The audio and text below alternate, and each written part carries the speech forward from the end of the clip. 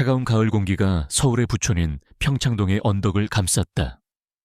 최고급 검은색 세단이 육중한 철제 대문 앞에서 멈추자 굳게 닫혀 있던 문이 소리 없이 양쪽으로 열렸다.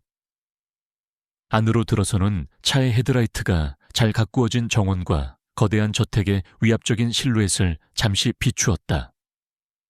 마치 현대의 성체와도 같은 권씨 가문의 저택은 그 자체로 하나의 권력이었다. 차에서 내린 강서연은 잠시 숨을 고르며 눈앞의 풍경을 응시했다.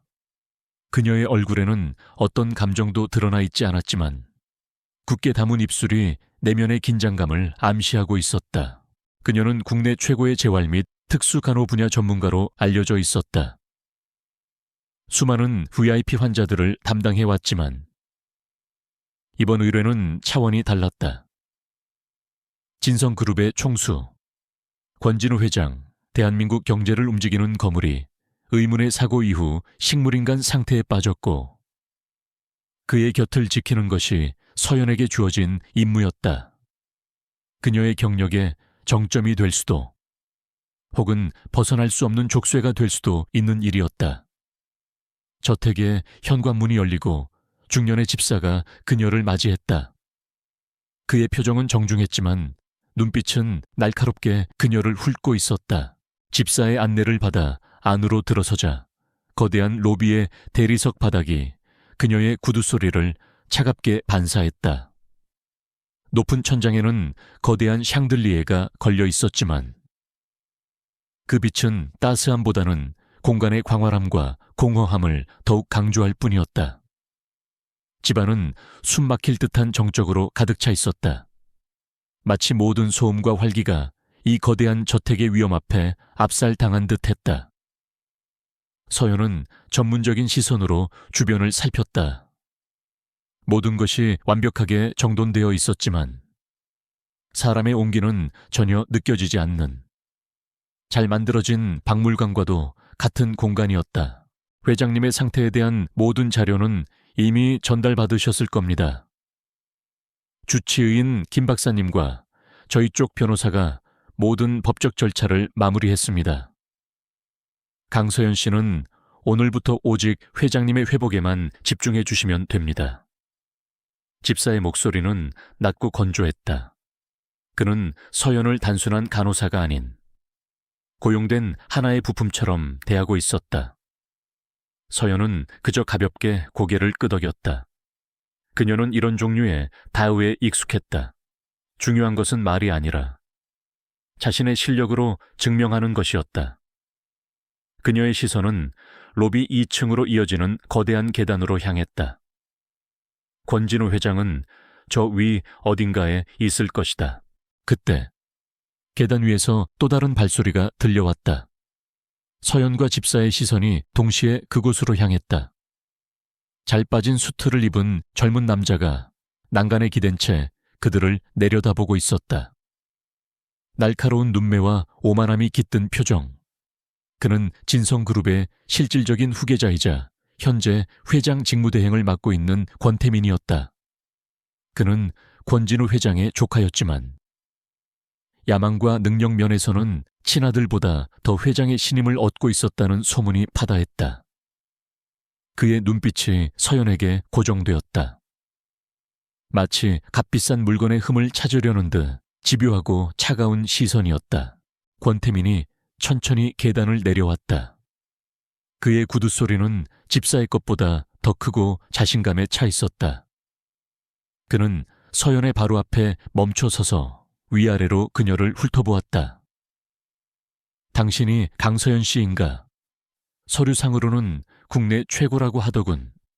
하지만 서류와 현실은 다른 법이지. 그의 목소리에는 노골적인 불신과 경계심이 가득했다. 그는 이 저택에 들어오는 모든 새로운 존재를 잠재적인 위협으로 간주하는 듯했다. 서연은 그의 무례한 시선에도 전혀 동요하지 않고 담담하게 그를 마주보았다. 초의선을 다하겠습니다. 서연의 대답은 짧고 간결했다. 그녀는 불필요한 감정 소모를 피하는 법을 잘 알고 있었다. 그녀의 차분한 태도가 오히려 권태민의 심기를 건드린 듯 그의 입가에 비웃음이 걸렸다. 최선 모두가 그렇게 말하지. 하지만 내가 원하는 건 최선이 아니라 결과야. 강서연 씨, 명심해. 당신은 내 삼촌을 돌보는 것 외에 그 어떤 것에도 관심을 가져선 안 돼.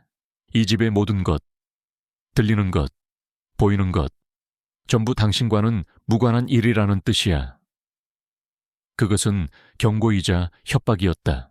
서연은 그 말의 의미를 정확히 이해했다. 이 거대한 저택 안에서는 보이지 않는 전쟁이 벌어지고 있을 것이다. 권력, 재산, 그리고 진성그룹의 미래를 둘러싼 암투, 그리고 자신은 그 전쟁의 가장 핵심적인 인물, 권진우 회장의 곁을 지키는 변수가 될 수 있음을. 그녀는 그저 고개를 한 번 더 끄덕이는 것으로 대답을 대신했다. 권태민은 못마땅한 표정으로 혀를 차더니 집색에 턱짓을 했다. 안내해. 그리고 강서연 씨의 행동 하나하나를 철저히 감시하도록. 그는 서연을 완전히 무시한 채 몸을 돌려 자신의 서재로 향했다. 집사는 서연을 데리고 2층으로 올라갔다. 복도는 길고 어두웠으며 양쪽 벽에는 값비싼 그림들이 걸려 있었다. 복도 끝에 이르자 육중한 원목문이 나타났다. 문 앞에는 경호원 2명이 지키고 서 있었다. 그들은 서연을 보고 가볍게 목례를 한 뒤 문을 열어주었다. 안으로 들어서는 순간 서연은 희미한 약품 냄새와 함께 각종 의료기기들이 내는 조용한 기계음을 느낄 수 있었다. 방은 어두웠지만 침대 주변은 환하게 조명이 켜져 있었다. 그리고 그곳에 권진우 회장이 누워 있었다. 대한민국을 호령하던 거인의 모습은 온데간데 없었다. 그는 수많은 튜브와 전선에 연결된 채 미동도 없이 누워 있었다. 창백한 얼굴과 감긴 2눈. 하지만 그럼에도 불구하고 그의 얼굴에는 과거의 카리스마와 위엄이 희미하게 남아 있었다. 서연은 잠시 그의 얼굴을 바라보았다. 살아있는 시신과도 같은 모습이었지만 그녀는 그 너머에 있는 인간을 보려 애썼다. 그녀의 임무는 이 기계들에 의존해 겨우 생명을 유지하고 있는 육체를 돌보는 것만이 아니었다. 어쩌면 저 깊은 무의식 속에 갇혀 있을지도 모를 그의 영혼을 깨우는 것일지도 모른다.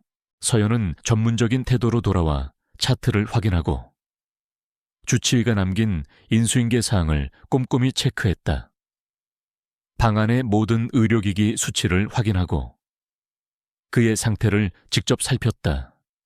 피부의 탄력, 천, 동공반사, 모든 것이 차트에 기록된 그대로였다. 완벽한 식물인간 상태, 뇌간의 기능 일부만 남아 생명을 유지하고 있을 뿐, 의식이나 감정은 전혀 없는 상태. 하지만 서연은 수년간의 경험을 통해 의학적 데이터가 모든 것을 말해주지 않는다는 사실을 알고 있었다. 인간의 의지는 때로 기적을 만들어내기도 했다. 그녀는 준비해온 도구들을 꺼내들고 본격적인 간호 절차에 들어갔다. 먼저 관절이 굳는 것을 막기 위한 수동적인 운동 요법을 시작했다. 그의 팔과 다리를 부드럽게 움직이며 근육의 상태를 확인했다. 그의 몸은 축 늘어져 있었지만 이상하게도 묵직한 무게감이 느껴졌다. 마치 거대한 바위처럼. 그의 의지가 이 육신을 떠나지 않고 버티고 있는 듯한 착각마저 들었다. 서연은 땀이 맺히는 것도 잊은 채 조심스럽게 절차를 이어갔다. 그녀의 모든 동작은 군더더기 없이 정확하고 효율적이었다. 다음은 구강관리 차례였다. 장기간 누워있는 환자에게 가장 중요한 것 중 하나가 폐렴 예방을 위한 구강위생 관리였다. 서연은 특수 제작된 도구와 세정액을 준비했다. 그녀는 침대 머리맡으로 다가가 그의 얼굴 가까이 몸을 숙였다. 그의 숨소리는 기계의 도움을 받아 규칙적이었지만 너무나 미약해서 거의 느껴지지 않을 정도였다. 서연은 조심스럽게 그의 입을 열고 부드러운 도구를 사용해 내부를 닦아내기 시작했다. 그녀의 집중력은 최고조에 달했다. 아주 작은 실수도 용납되지 않는 작업이었다. 바로 그 순간이었다. 서연이 그의 입 안 깊숙한 곳을 조심스럽게 닦아내던 찰나. 갑자기 권진우 회장의 온몸이 활처럼 휘었다. 예상치 못한 강력한 경련이었다. 그의 턱이 엄청난 힘으로 닫히면서 그의 이빨이 서연의 아래 십술을 그대로 찍었다. 아, 서연은 짧은 비명을 지르며 반사적으로 몸을 뒤로 뺐다. 입술에서 비릿한 피맛이 느껴졌다. 그녀는 당황한 손으로 입술을 매만졌다. 손가락 끝에 붉은 피가 묻어나왔다.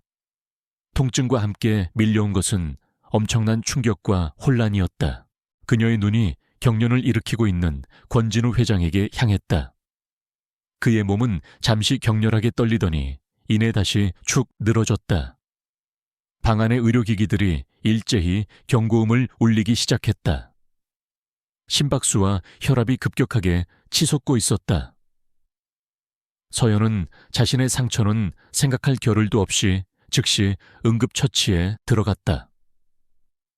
그녀는 침착하게 비상호출 버튼을 누르고 동시에 경련을 멈추게 하는 약물을 투여할 준비를 했다.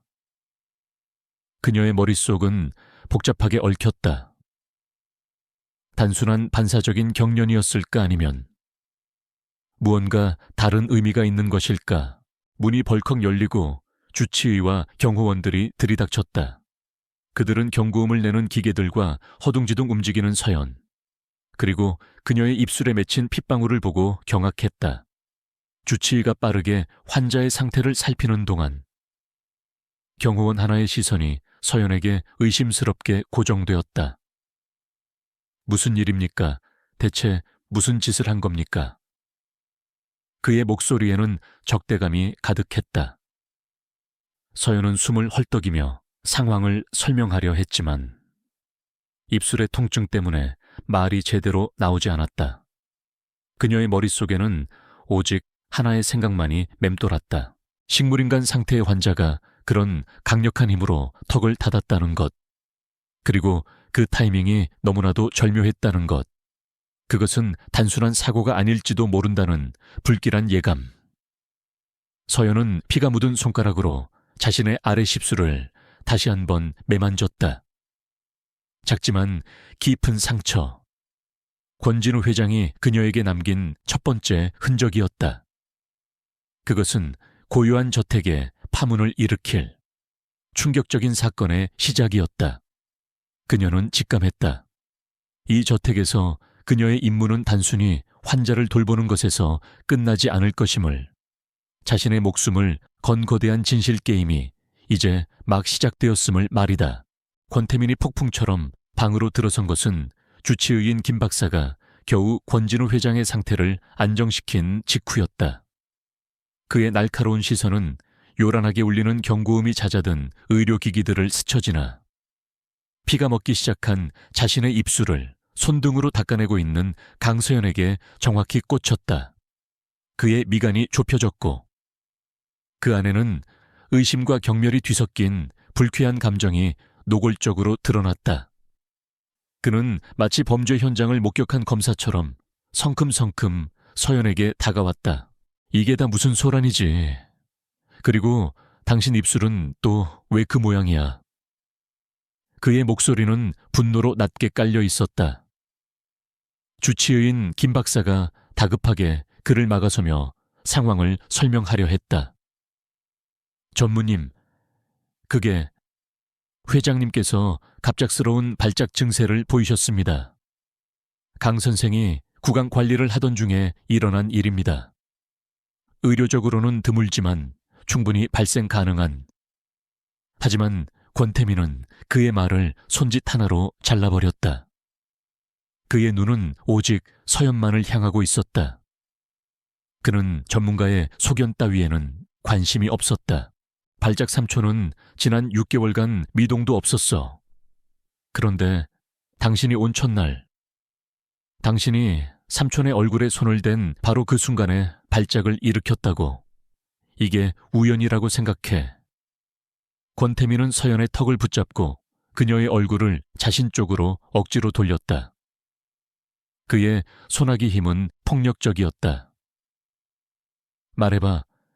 무슨 짓을 한 거지? 삼촌을 자극하기라도 한 건가? 아니면 이게 당신이 말하는 최선이라는 건가? 환자에게 상처나 입히는 게.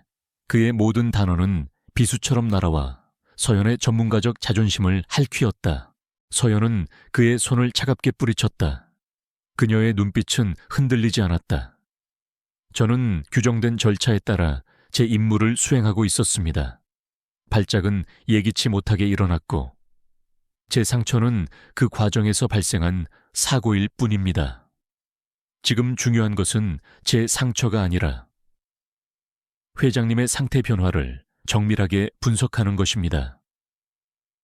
이번 발작은 어쩌면 중요한 신경학적 신호일 수 있습니다. 그녀의 목소리는 입술의 통증에도 불구하고 놀랍도록 침착하고 논리 정연했다. 그녀는 이 상황을 개인적인 모욕이 아닌 의료적인 케이스로 접근하고 있었다. 하지만 그녀의 그런 프로페셔널한 태도는 권태민의 의심에 기름을 부을 뿐이었다. 그는 코웃음을 쳤다. 신호 웃기지 마. 당신 같은 여자가 뭘 안다고. 돈 냄새를 맡고 이 집에 기어들어온 수많은 사람들 중 하나일 뿐이겠지. 이번 일, 그냥 넘어가지 않겠어. 당신의 모든 행동은 이제부터 24시간 감시될 거야. 아주 작은 실수라도 발견되면 당신은 이 업계에서 영원히 매장될 줄 알아. 그는 마지막 경고를 남기고 몸을 돌렸다. 김 박사와 다른 사람들에게는 눈길조차 주지 않은 채 그는 분노를 사귀지 못한 걸음으로 방을 나갔다. 권태민이 사라지자 방 안에는 무거운 침묵이 내려앉았다. 김 박사는 난처한 표정으로 서연에게 다가와 작은 연고를 건넸다. 강 선생, 너무 마음에 두지 말게. 전무님이 회장님 일에 관해서는 좀 예민해서 그래. 그의 말은 위로였지만 그 눈빛 속에는 앞으로 몸조심하라는 명백한 경고가 담겨 있었다. 저택의 다른 사용인들과 경호원들은 서연을 힐끔거리며 수군거렸다.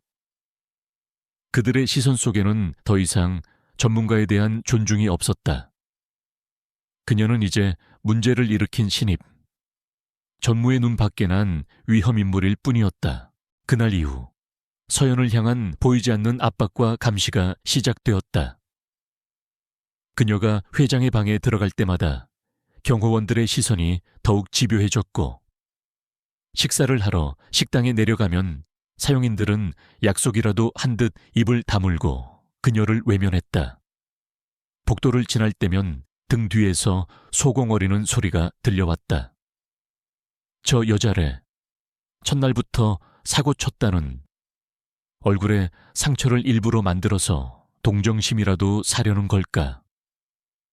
전무님이 아주 단단히 화가 나셨다던데.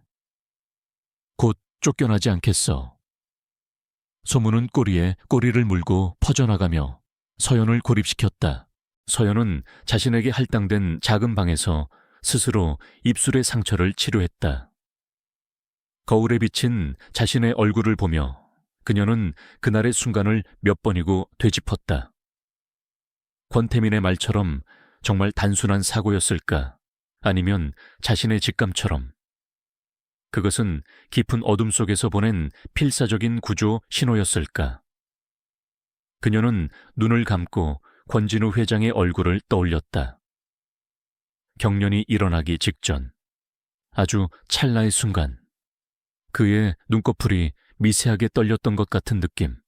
모두가 놓쳤을, 어쩌면 그녀 자신조차 착각했을지도 모를 그 작은 움직임이 뇌리에서 떠나지 않았다. 그녀는 포기하지 않기로 결심했다. 권태민의 협박과 사용인들의 냉대는 그녀의 의지를 꺾지 못했다. 오히려 그것은 그녀의 승부욕과 전문가로서의 사명감을 더욱 자극했다. 그녀는 이제부터 단순한 간호사가 아니었다. 그녀는 누구도 믿어주지 않는 진실을 찾아야 하는 유일한 탐정이었다. 그녀는 자신의 모든 감각을 곤두쓰고 권진우 회장의 아주 작은 변화 하나라도 놓치지 않기 위해 집중했다. 의료기기 화면의 숫자들 넘어 기계음의 미세한 변화, 그의 피부 위로 흐르는 공기의 흐름까지도 그녀의 관찰 대상이 되었다. 며칠이 흘렀다. 저택의 시간은 느리고 지루하게 흘러갔지만 서연의 시간은 팽팽한 긴장감 속에서 밀도 높게 채워지고 있었다. 그리고 그녀는 마침내 발견하기 시작했다. 아무도 눈치채지 못하는, 거의 존재하지 않는 것과도 같은 미세한 신호들을. 어느 날 오후, 그녀가 진성그룹의 죽에 대한 신문 기사를 소리내어 읽어주고 있을 때였다. 그녀의 눈은 기사를 향해 있었지만 모든 신경은 권진우 회장에게 집중되어 있었다. 라이벌 기업의 이름이 언급되는 순간 그의 오른손 약지가 아주 미세하게, 거의 한 밀리미터도 되지 않을 정도로 움찔하는 것을 그녀는 놓치지 않았다. 또 다른 날에는 권태민이 복도를 지나가며 비서에게 신경질적으로 소리치는 목소리가 열린 문틈으로 희미하게 들려왔다. 그 순간 회장의 호흡을 표시하는 모니터의 그래프가 아주 잠깐, 거의 알아차릴 수 없을 정도로 불규칙하게 흔들렸다.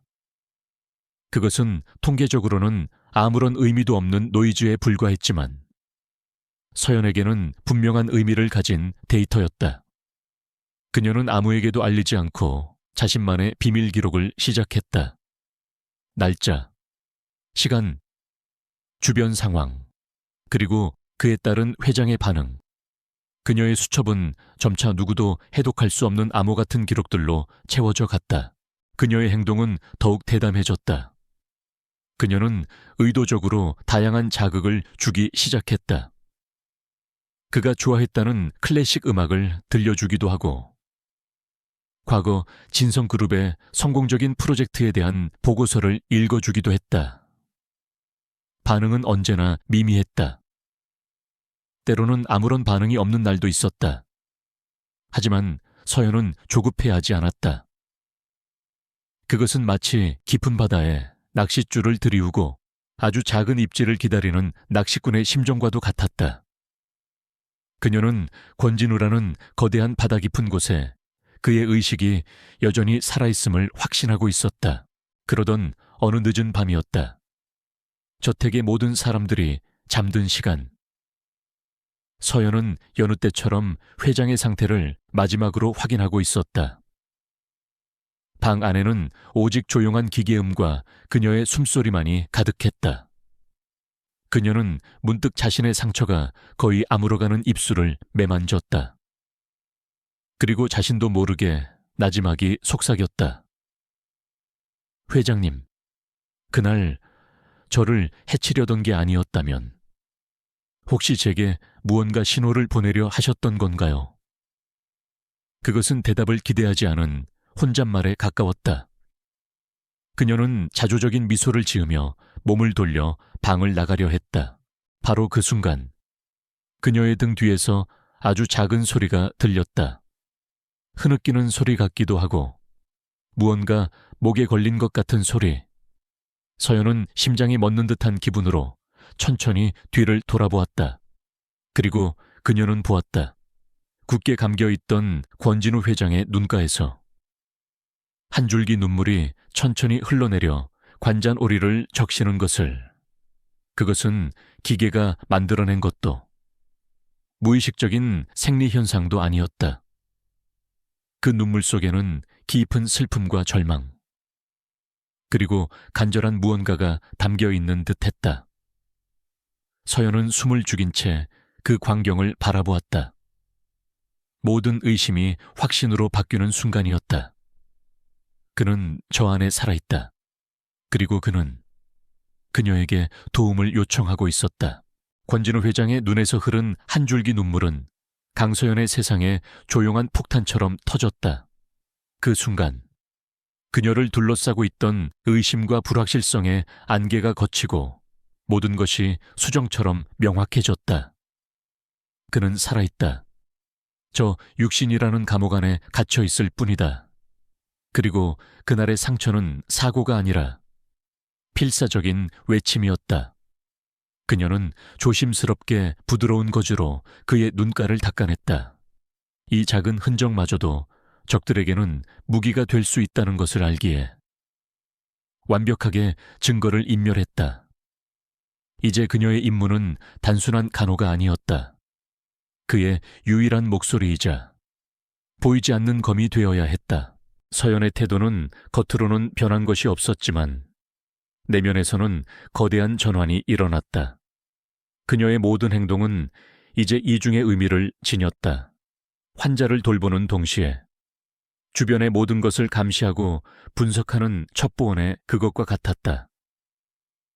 특히 권태민의 움직임에 대해서는 한순간도 경계를 늦추지 않았다.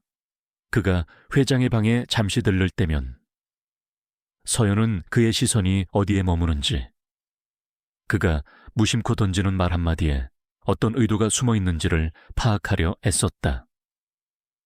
그녀는 권태민이 자신을 제거할 기회만을 노리고 있다는 것을 분명히 알고 있었다. 권태민 역시 조급해지고 있었다. 강서연이라는 여자는 그의 예상보다 훨씬 더 까다로운 존재였다. 그녀는 어떤 감정적인 동요도 보이지 않았고 업무적으로는 흠잡을 데 없이 완벽했다. 저택의 사용인들을 이용해 그녀를 고립시키는 전략도 별 효과가 없었다. 그녀는 마치 외부의 소음이 완벽히 차단된 자신만의 세계에 사는 사람처럼 묵묵히 자신의 일만 할 뿐이었다. 권태민은 그녀의 그 고요함이 더 큰 위협으로 느껴졌다. 그는 더 이상 지켜볼 수 없었다. 확실한 방법으로 그녀의 숨통을 끊어놓아야만 했다. 그는 자신의 충직한 수하이자 저택의 보안을 총괄하는 최 팀장을 비밀리에 불렀다. 강서연을 올가멜 덫을 준비해. 권태민의 목소리는 얼음처럼 차가웠다. 그는 자신의 계획을 막힘없이 설명했다. 진성그룹이 스위스의 한 제약회사와 비밀리에 접촉하여 삼촌을 위한 획기적인 신약 치료를 도입하려 한다는 거짓 정보를 만드는 것이 계획의 시작이었다. 이 정보는 죽에 민감한 영향을 미칠 수 있을 만큼 구체적이고 그럴듯해야 했다. 최 팀장은 권태민의 잔인함에 익숙하다는 듯 고개만 묵묵히 끄덕였다. 계획은 치밀하게 진행되었다. 최 팀장은 권태민이 만들어낸 가짜 의료 보고서를 강서연이 업무용으로 사용하는 태블릿에 몰래 심었다. 정기보안 업데이트 파일로 위장했기 때문에 그녀가 눈치채기는 거의 불가능할 터였다. 다음 단계로 그는 대가를 받고 움직이는 한 경제지 기자를 통해 이 특급 정보가 마치 우연히 유출된 것처럼 기사화하도록 조치했다. 마지막으로 그는 강서연의 방에 그녀가 한 번도 본 적 없는 대포폰 하나를 숨겨두었다. 그 전화기에는 해당 기자와 통화한 기록이 완벽하게 조작되어 저장되어 있었다. 모든 증거가 강서연을 가리키도록 설계된 완벽한 함정이었다. 며칠 뒤 작은 인터넷 경제지에 단독 기사가 터져 나왔다. 진성그룹 권진우 회장, 스위스 신약으로 의식 회복 가능성. 주가 향방은 기사의 파급력은 크지 않았지만 권태민이 원했던 불씨를 지피기에는 충분했다. 그는 이 기사를 빌미로 즉시 저택 내의 모든 인원을 소집하고 내부 정보 유출에 대한 강도 높은 감사를 시작하겠다고 선포했다. 저택 안에는 순식간에 살얼음판 같은 긴장감이 감돌았다. 사용인들은 서로를 의심의 눈초리로 쳐다보았고 모든 화살은 자연스럽게 외부에서 온 이방인 강서연에게로 향했다. 권태민은 변호사와 최 팀장을 대동하고 회장의 방으로 들이닥쳤다. 서연은 막 환자의 영양액 투여를 마치고 차트를 정리하던 중이었다. 강서연 씨, 당신을 내부 정보 유출 및 업무상 배임 혐의로 조사해야겠습니다. 권태민은 승리를 예감한 사냥개처럼 의기양양하게 말했다. 그는 최 팀장이 내민 태블릿을 서연의 눈앞에 흔들어 보였다. 이 기사에 언급된 정보, 아주 상세한 의료 데이터가 포함되어 있더군. 이런 정보에 접근할 수 있는 사람은 이 집에 몇 명 되지 않아. 그리고 공교롭게도 이 정보가 담긴 파일이 바로 당신의 업무용 태블릿에서 발견되었어. 서연은 잠시 태블릿 화면을 응시했다. 그녀의 얼굴에는 당황한 기색이 전혀 없었다. 오히려 무언가를 확인하는 듯한 진지함이 엿보였다. 조사에 협조하겠습니다. 하지만 저는 결백합니다. 그녀의 차분한 대답에 권태민은 어이가 없다는 듯 웃었다. 결백 증거가 이렇게 명백한데도 좋아. 그럼 당신의 결백을 증명하기 위해 당신의 방을 수색해야겠어. 물론 변호사 입회 해 진행할 거니 걱정 말고. 그는 모든 것이 자신의 시나리오대로 흘러가고 있다는 사실에 만족감을 느꼈다. 이제 마지막 증거물인 대포폰만 찾아내면 모든 것이 끝이었다. 그들은 서연을 데리고 그녀의 방으로 향했다. 최 팀장의 수하들이 방을 샅샅이 뒤지기 시작했다. 서랍, 옷장, 침대 밑까지. 서연은 팔짱을 낀 채 조용히 그들의 행동을 지켜볼 뿐이었다. 잠시 후 한 경호원이 침대 매트리스 밑에서 비닐에 쌓인 휴대폰 하나를 찾아냈다. 찾았습니다. 최 팀장이 그것을 받아들고는 마치 전리품처럼 권태민에게 건넸다. 권태민은 회심의 미소를 지으며 휴대폰을 켰다. 통화 기록 목록에는 기사를 쓴 기자의 이름이 선명하게 찍혀 있었다. 자, 강서연 씨, 이제 뭐라고 변명할 셈이지. 이것도 우연인가. 모든 것이 끝났다고 생각하는 순간 서연이 조용히 입을 열었다. 그녀의 목소리는 방 안의 모든 소음을 잠재울 만큼 차분하고 명료했다. 그 휴대폰은 제 것이 아닙니다. 아마 제 지문은 나오지 않을 겁니다. 대신 그걸 그곳에 숨겨둔 사람의 지문이 선명하게 남아있겠죠. 그녀의 시선이 최 팀장을 잠시 스쳤다. 최 팀장은 자신도 모르게 마른 침을 삼켰다. 서연은 이어서 말했다. 그리고 태블릿에 대해서 말씀드리죠. 며칠 전 비정상적인 데이터가 강제로 푸시된 기록을 발견하고 이상하게 생각해 제 개인 업무 일지에 기록해 두었습니다. 보안팀에 신고할까 했지만 내부의 적이 누구인지 알 수 없어 일단 지켜보기로 했죠. 진짜 정보를 유출하려는 스파이라면 그런 어설픈 흔적을 남기기 전에 자신의 기록부터 지우지 않았을까요? 권태민의 얼굴에서 미소가 사라지기 시작했다. 무언가 잘못되어 가고 있다는 불길한 예감이 그의 등골을 스쳤다. 서연의 마지막 한마디가 그의 심장에 비수처럼 꽂혔다. 하지만 가장 결정적인 증거는 따로 있습니다. 유출되었다는 그 의료 정보, 완전히 엉터리입니다. 그녀는 전문가의 눈빛으로 권태민을 똑바로 쳐다보았다. 기사에 언급된 신약의 성분과 권장 투여량은 현재 회장님의 신장 기능 상태를 고려했을 때 치명적인 쇼크를 유발할 수 있는 수준입니다. 의학적 지식이 조금이라도 있는 사람이라면 절대 작성할 수 없는 어설프게 흉내만 낸 가짜 보고서라는 뜻입니다. 이런 정보를 돈을 받고 넘길 만큼 저는 어리석지도 비전문적이지도 않습니다. 방 안에는 완벽한 침묵이 흘렀다. 권태민은 아무 말도 할 수 없었다. 그녀가 옳았다. 그는 삼촌의 정확한 최신 의료 데이터까지는 알지 못했다. 그저 그럴듯하게 의학 용어를 조합해서 보고서를 만들었을 뿐이었다. 자신의 의학적 무지가 자신의 발목을 잡을 줄은 꿈에도 몰랐다. 그는 자신이 파놓은 함정에 자신이 빠진 꼴이 되었다. 변호사와 최 팀장은 당황한 기색을 감추지 못하고 그의 눈치만 살피고 있었다. 서연은 그들의 얼굴을 차례로 훑어보며 말을 이었다. 이 모든 것은 저를 쫓아내기 위해 누군가 아주 치밀하게, 하지만 어설프게 꾸민 자작극으로 보입니다. 전무님, 내부 정보 유출범이 아니라 오히려 이 사건의 진범을 찾아내야 하는 것 아닐까요? 그녀의 목소리에는 이제 은근한 조롱마저 섞여 있었다. 권태민은 주먹을 불끈 쥐었다. 완벽하다고 생각했던 계획이 산산조각 났다.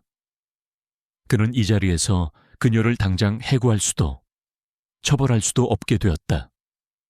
오히려 자신이 의심받을 수 있는 상황에 처했다. 그는 강서연을 노려보았다. 그녀의 눈빛 속에서 그는 처음으로 공포를 느꼈다. 저 여자는 단순한 간호사가 아니었다. 그는 자신이 상대할 수 없는 무서운 적을 저택 안으로 끌어들였음을 뒤늦게 깨달았다. 함정이 실패로 돌아간 후 권 씨 저택의 공기는 더욱 차갑고 날카로워졌다. 권태민은 더 이상 강서연을 무시하거나 경멸하지 않았다. 그의 눈빛에는 이제 노골적인 적의와 함께 영리한 맹수를 마주한 사냥꾼의 것과 같은 교활한 경계심이 서려 있었다. 감시는 더욱 노골적이고 집요해졌다. 경호원들은 그림자처럼 그녀의 뒤를 따랐고 사용인들은 그녀가 사용하는 모든 물건을 감시하고 보고하는 첩자 역할을 했다. 그녀는 완벽하게 고립된 섬이 되었다. 이제 이 저택은 그녀에게 단순한 근무지가 아니라 보이지 않는 창살로 둘러싸인 감옥이었다. 서연은 자신의 한계를 명확히 인지했다. 혼자서는 이 거대한 음모의 실체에 다가갈 수 없었다. 권태민은 진성그룹의 막강한 힘을 손에 쥐고 있었고 저택의 모든 사람들은 그의 의지에 따라 움직이는 장기말에 불과했다. 그녀에게는 내부의 조력자, 이 성체의 지리에 밟고 권력의 흐름을 읽을 수 있는 아군이 절실히 필요했다. 하지만 누구를 믿을 수 있단 말인가? 모든 벽에 귀가 있고 모든 눈이 감시하는 이 지옥 같은 곳에서 동맹을 찾는 것은 지뢰밭에서 춤을 추는 것과 같은 위험한 도박이었다. 그녀는 환자를 돌보는 시간을 제외하고는 저택의 작은 서재에서 시간을 보냈다. 명목은 회장의 의식 회복에 도움이 될 만한 자료를 찾는 것이었지만 실제 목적은 다른 곳에 있었다. 그녀는 지난 수십 년간 발행된 진성그룹의 사보와 관련 뉴스 기사들을 샅샅이 뒤졌다. 그녀가 찾고 있는 것은 단 한 사람, 권진우 회장의 진짜 사람이었다. 권력이란 태양과 같아서 태양이 빛을 잃으면 그 주위를 맴돌던 행성들도 궤도를 잃고 흩어지기 마련이다. 그녀는 그 중에서도 여전히 옛 태양을 그리워하며 제자리를 지키고 있는 행성을 찾아야 했다. 수많은 이름들 속에서 유독 한 사람의 이름이 반복적으로 등장했다. 박기영 실장. 그는 지난 30년간 권진우 회장의 그림자처럼 곁을 지킨 비서실장이었다. 회장의 모든 일정과 비밀을 공유했던 최측근. 하지만 회장이 쓰러진 후 그는 그룹의 주요 의사결정에서 완전히 배제되었고 지금은 명목상의 직함만 유지한 채 한직인 자료관리실에서 소일하고 있다는 사실을 알아냈다. 권태민에게 밀려난 옛 충신. 서연은 그가 자신의 첫 번째이자 마지막 희망이 될 수 있다고 판단했다. 문제는 어떻게 그에게 접근하느냐였다. 저택 안에서의 접촉은 불가능했다. 권태민의 눈을 피할 수 없을 터였다. 그녀는 며칠을 고심하며 기회를 엿보았다. 그리고 마침내 완벽한 명분을 찾아냈다. 그녀는 주치의인 김 박사에게 회장의 장기 기억을 자극하기 위한 요법의 일환으로 그가 직접 서명하고 결제했던 과거의 중요 서류들을 주기적으로 보여주는 것이 좋겠다는 의견을 피력했다. 의학적으로 근거가 있는 제안이었기에 김 박사는 쉽게 동의했다. 그리고 그 서류들을 관리하고 있는 책임자는 바로 박기영 실장이었다. 서연은 공식적인 절차를 통해 박기영 실장에게 필요한 서류 목록을 전달하고 외부의 조용한 카페에서 직접 만나 설명을 듣고 싶다는 요청을 덧붙였다. 보안이 생명인 중요 서류들이니만큼 외부에서 만나는 것은 오히려 자연스러운 일이었다. 며칠 후 약속된 시간에 서연은 인사동의 한적한 찻집에 먼저 도착해 자리를 잡았다. 창밖으로는 고즈넉한 풍경이 펼쳐져 있었지만 그녀의 심장은 가늘게 떨리고 있었다. 이 만남이 실패하면 그녀는 모든 것을 잃게 될 것이다. 약속 시간이 되자 초췌한 모습의 중년 남자가 찻집 안으로 들어섰다. 박기영 실장이었다. 그는 권진우 회장의 옆에 서 있을 때의 당당함은 찾아볼 수 없을 만큼 지치고 위축되어 보였다. 그는 서연을 발견하고는 가볍게 목례를 한 뒤 맞은편에 앉았다. 그의 눈빛에는 깊은 피로감과 함께 서연에 대한 경계심이 역력했다. 어쩌면 자신을 시험하기 위해 권태민이 보낸 사람일지도 모른다고 의심하는 기색이었다. 그는 두꺼운 서류 가방을 테이블 위에 올려놓았다. 요청하신 자료들입니다. 회장님의 초기 사업 계획서와 해외 투자 관련 서류들입니다. 서연은 서류에는 눈길도 주지 않고 그의 눈을 똑바로 쳐다보았다. 박 실장님, 제가 오늘 실장님을 뵙자고 한 진짜 이유는 이 서류들 때문이 아닙니다. 그녀의 단도직입적인 말에 박 실장의 얼굴이 굳어졌다. 그는 주변을 한번 휙 둘러보고는 목소리를 낮췄다. 무슨 말씀을 하시는 건지 모르겠습니다. 강 선생, 나는 그저 내 임무를 다하고 있을 뿐입니다. 그는 선을 그으려 했다. 더 이상 위험한 일에 엮이고 싶지 않다는 의지가 분명히 보였다. 서연은 그의 태도에 실망하지 않았다. 오히려 그의 신중함이 그를 더 신뢰하게 만들었다. 회장님은 살아계십니다. 서연은 낮은 목소리로 하지만 힘주어 말했다. 의학적으로는 식물인간 상태일지 모릅니다.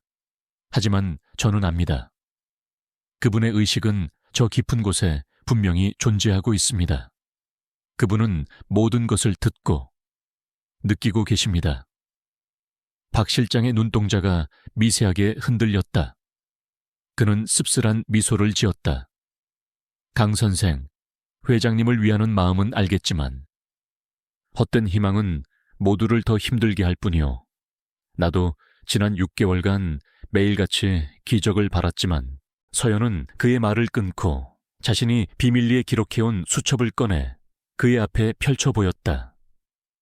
수첩에는 날짜와 시간, 그리고 권진우 회장이 외부 자극에 보인 미세한 반응들이 꼼꼼하게 기록되어 있었다. 이건 제 착각이나 희망이 아닙니다. 과학적인 관찰 기록입니다. 특정 단어에 반응하는 손가락의 움직임, 특정 목소리에 대한 호흡의 변화. 이것들은 결코 무의미한 신경 반응이 아닙니다. 박 실장은 믿을 수 없다는 표정으로 수첩을 들여다보았다. 기록은 너무나도 상세하고 구체적이어서 단순한 거짓으로 치부하기 어려웠다. 그의 마음이 흔들리고 있다는 것을 느낀 서연은 결정적인 한 방을 날렸다. 며칠 전 제가 회장님께 아주 오래전 실패했던 RS 프로젝트에 대해 무심코 이야기한 적이 있습니다.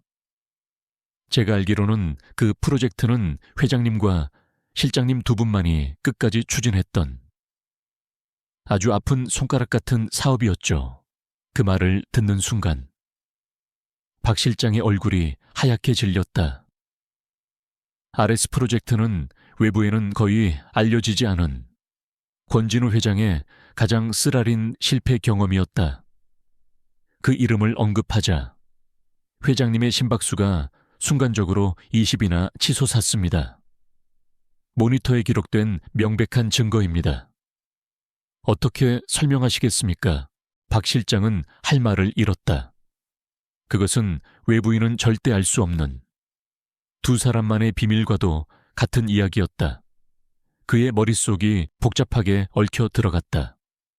강서연이라는 여자가 하는 말이 만약 사실이라면, 회장님께서 정말 갇혀 있는 것이라면, 그리고 그 사실을 권태민이 알고 있다면 그의 등골을 타고 오싹한 한기가 흘렀다. 그리고 그분은 우셨습니다. 서연의 목소리가 가늘게 떨렸다. 제가 정말 신호를 보내고 계신 거냐고 물었을 때 그분은 눈물을 흘리셨습니다. 그건 살려달라는 비명이었습니다. 실장님, 그 순간 박기영 실장의 눈시울이 붉어졌다. 수십 년간 억눌러 왔던 충성심과 회장에 대한 존경심이 뜨거운 무언가가 되어 가슴속에서 치밀어 올랐다. 그는 더 이상 두려움 뒤에 숨어 있을 수 없었다. 회장님이 자신을 필요로 하고 있었다. 그는 결심했다. 내가 뭘 하면 되겠소? 마침내 그가 내뱉은 한마디. 그 말에 서연은 안도의 한숨을 내쉬었다. 어둡고 긴 터널 속에서 마침내 한 줄기 빛을 발견한 기분이었다. 정보가 필요합니다. 회장님이 쓰러지시던 날의 모든 기록, 그리고 권태민 전무가 그동안 무엇을 숨기고 있었는지 알아내야 합니다. 두 사람의 눈빛이 허공에서 마주쳤다. 위험하고 외로운 싸움의 시작이었지만 이제 더 이상 혼자가 아니었다. 그렇게 어둠 속에서 두 사람의 비밀스러운 동맹이 조용히 맺어졌다.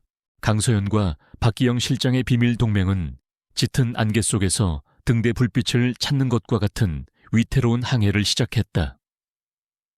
그들의 소통은 철저히 감시의 눈을 피해 이루어졌다.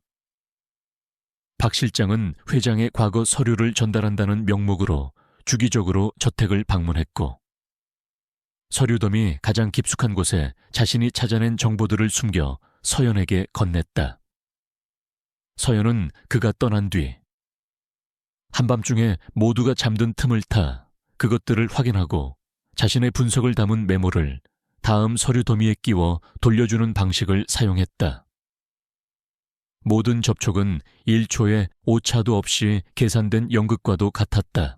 박 실장이 가장 먼저 가져온 것은 권진우 회장이 쓰러지던 그날의 공식적인 기록들이었다.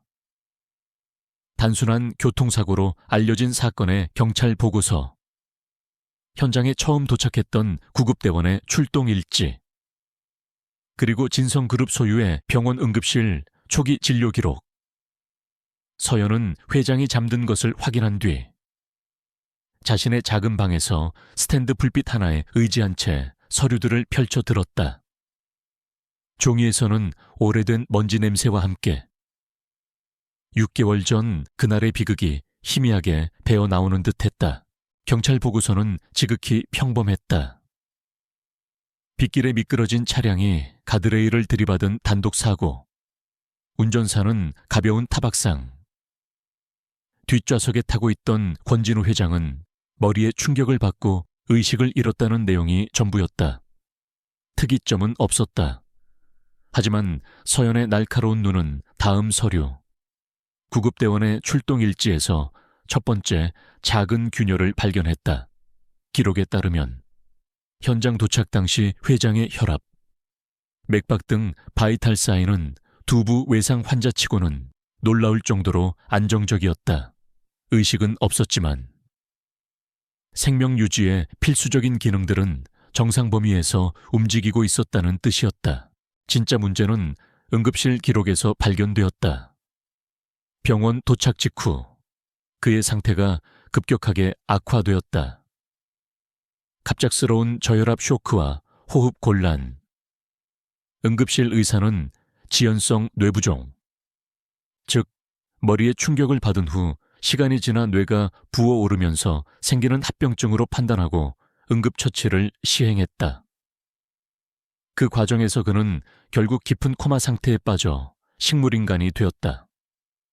모든 것이 의학적으로는 설명 가능한 범위 내에 있는 것처럼 보였다. 하지만 서연의 직감은 이것이 정교하게 짜인 거짓말이라고 속삭이고 있었다. 그녀는 박 실장에게 보낸 다음 메모에 자신의 의문을 적었다. 상태 악화가 너무 급작스럽고 전형적이지 않습니다. 마치 외부의 다른 요인이 개입된 것 같습니다. 당시 응급실에 있었던 의료진의 상세 정보와 회장님께 투여된 모든 약물 리스트를 구해주실 수 있습니까? 아주 사소한 기록 하나라도 빠짐없이 필요합니다. 그녀의 요청은 위험했다. 병원의 내부 기록, 특히 VIP 환자의 의료 기록을 빼내는 것은 엄청난 대가를 치를 수 있는 일이었다. 하지만 박 실장은 주저하지 않았다. 며칠 후, 박 실장은 평소보다 더 창백하고 긴장된 얼굴로 저택을 찾았다. 그는 서연에게 서류 뭉치를 건네며 아주 작은 목소리로 속삭였다. 병원에 아직 내게 빚을 진 옛 동료가 하나 있었소. 이게 마지막이 될 거요. 조심하시오. 그의 손은 미세하게 떨리고 있었다.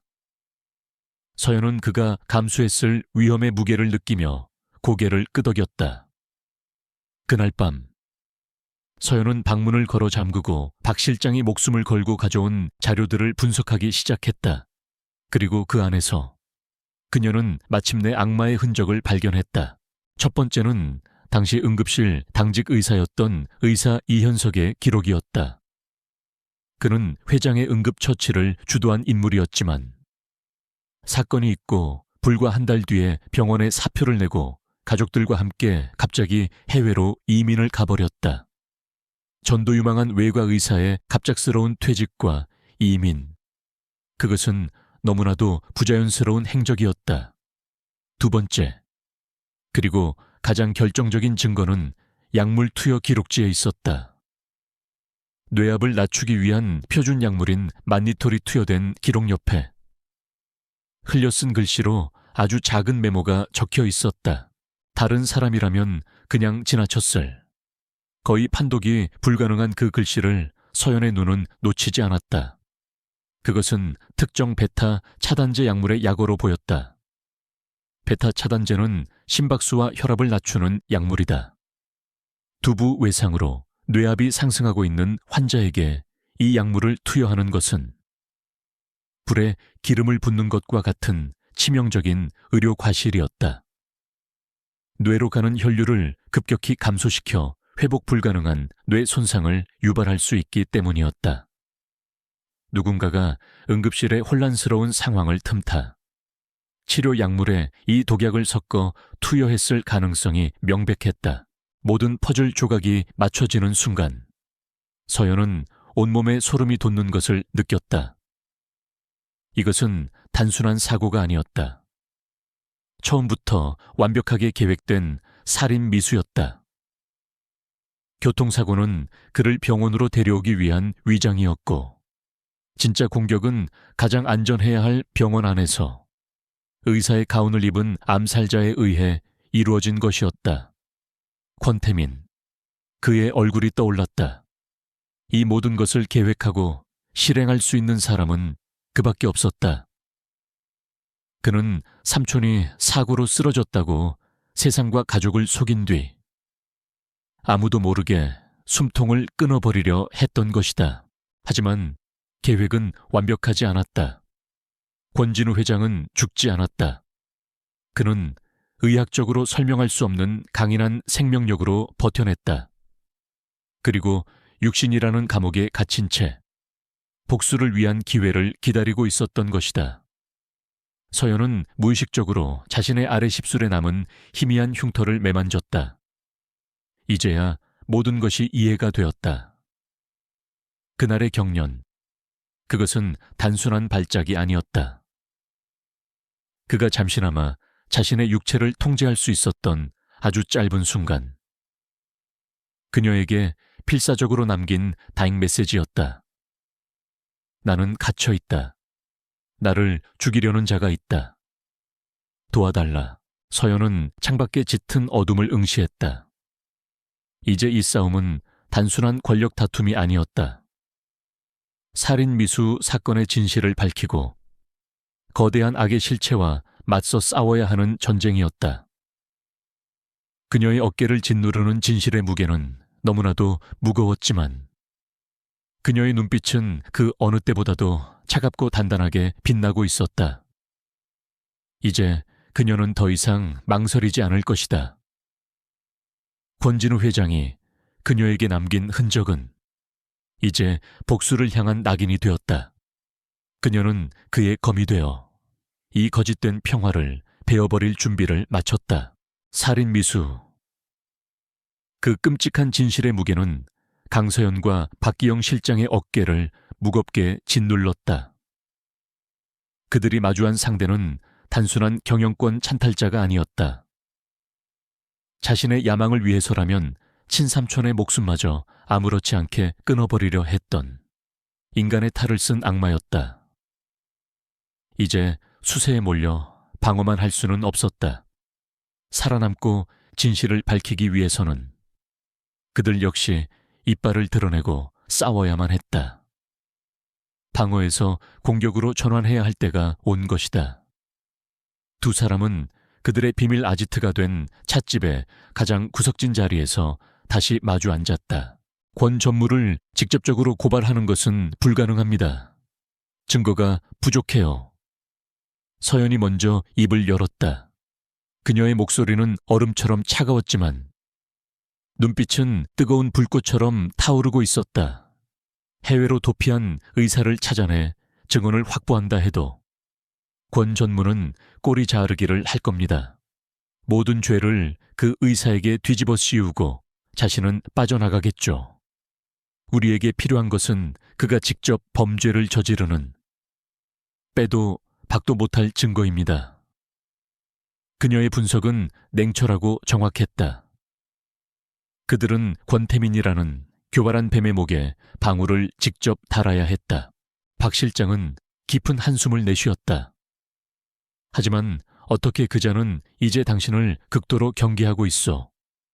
아주 작은 움직임도 놓치지 않을 텐데. 그의 말대로였다. 권태민은 서연을 함정에 빠뜨리는데 실패한 이후 그녀에 대한 감시를 상상 이상으로 강화했다.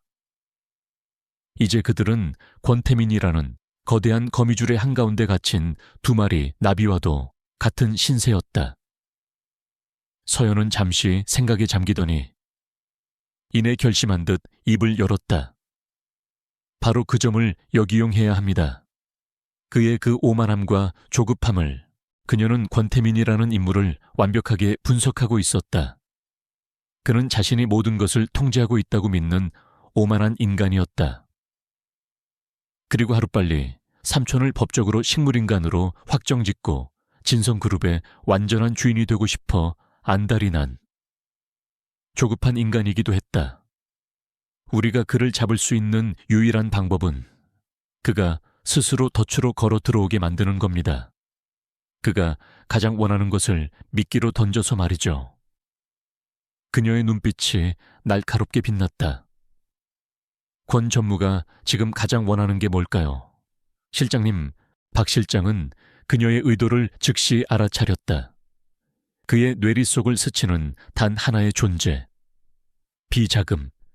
회장님께서 수십 년간 관리해오신 천문학적인 규모의 비밀 자금. 오직 회장님만이 접근할 수 있는 그룹의 최후 보루와도 같은 돈이지.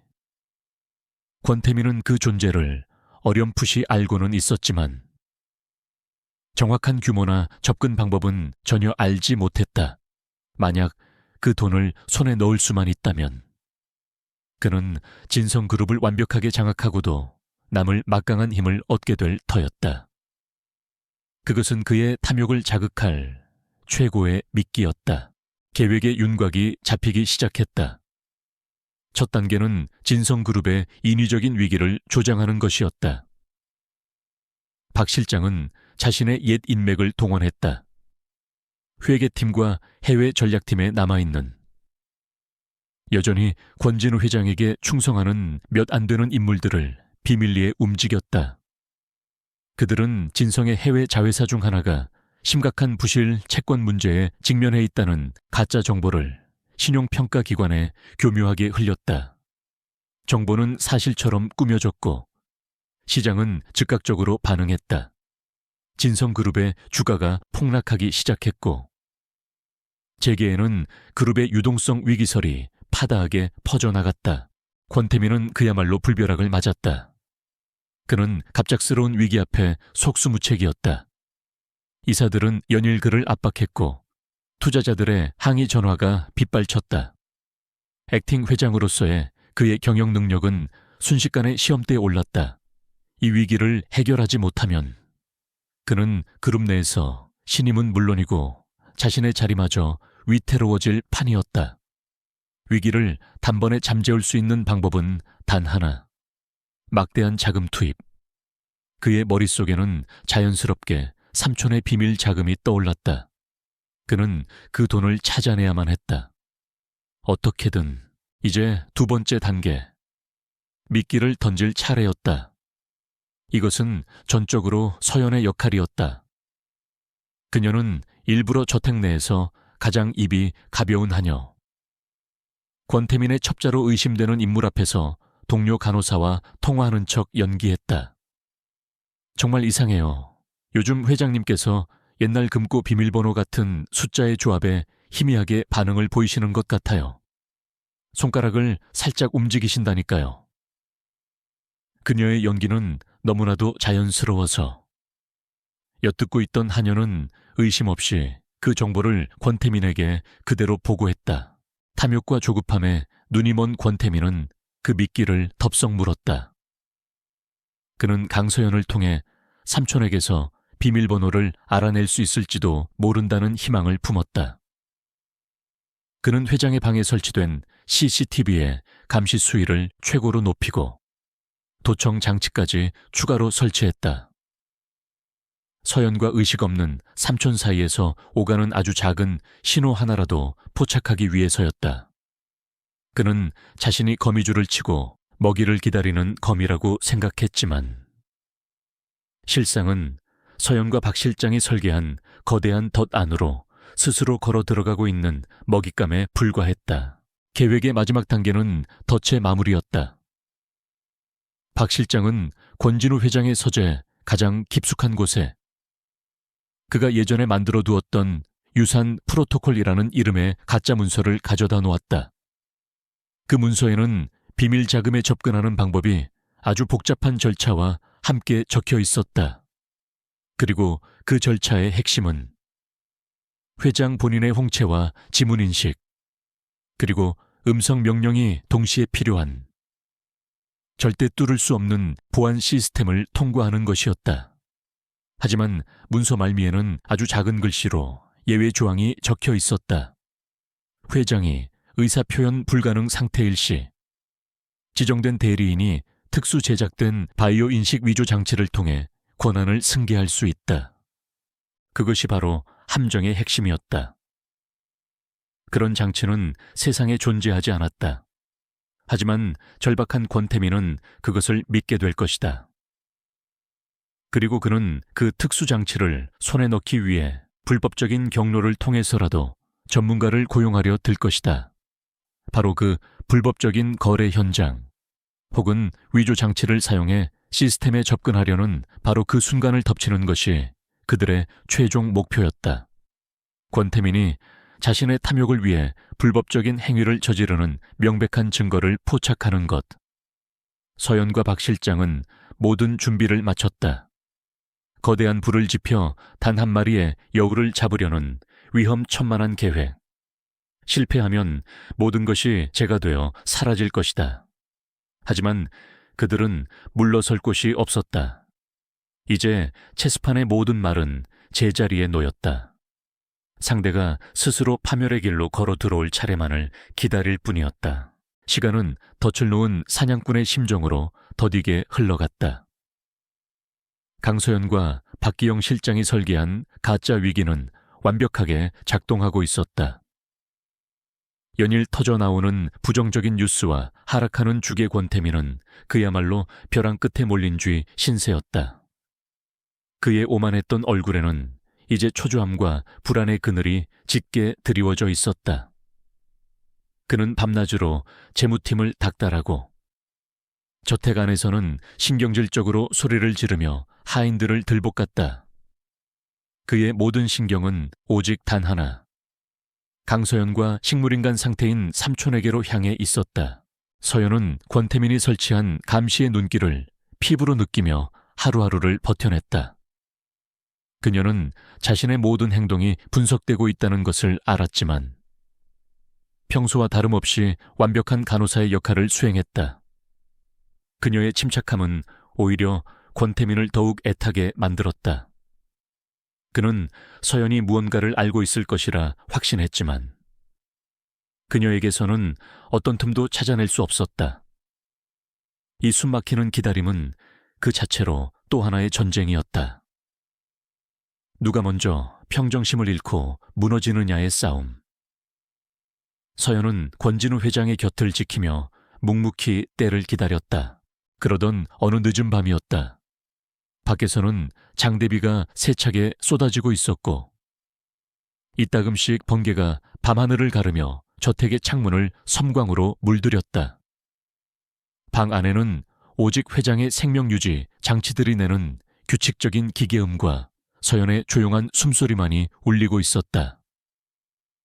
그녀는 여느 때처럼 회장의 관절이 굳는 것을 막기 위해 그의 팔과 다리를 부드럽게 마사지하며 운동시키고 있었다.